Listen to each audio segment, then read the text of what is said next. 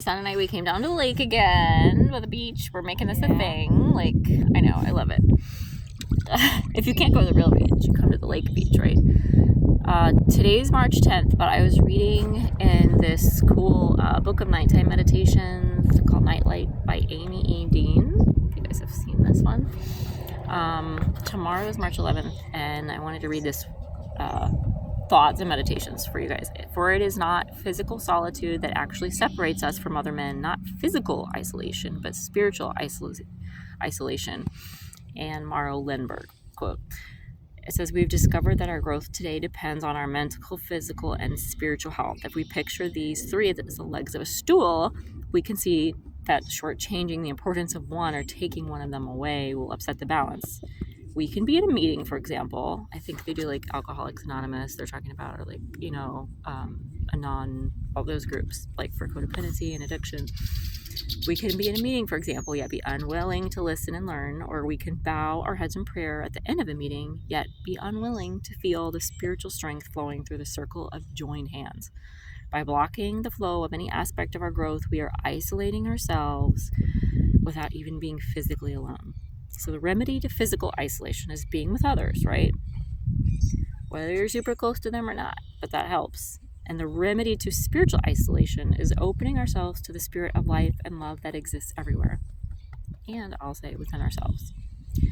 If you go in, get through the layers. It says we can be open to that spirit, whether we're alone or with others. And how can I end my spiritual isolation tonight? And I'm so glad to say I am not spiritually isolated like I have felt before so many times in my life. And the way that I end that is by meditating, breathing, and then praying what's on my heart, what's ailing me, and, asking for steps to release it. And how can I do that? And Spirit, Lord, help me to do that. And then basically just offering myself up to do something greater than just the normal, like within myself. That's kind of like my steps to how I stop the spiritual strangling, basically.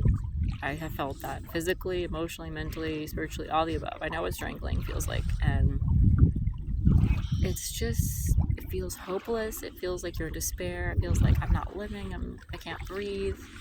And to end that, you do have to reach out spiritually. You have to open up and be honest and start to let all those negative and disease carrying and causing emotions and issues and negativity, toxicity in the body come out, and just start breathing and meditating and praying, whether whoever you're praying to. But I know there's a lot of atheists out there who are like, I've heard before, when times of trouble, a lot of people will get on their knees and start to pray just because there's nothing else left. And I know what that's like.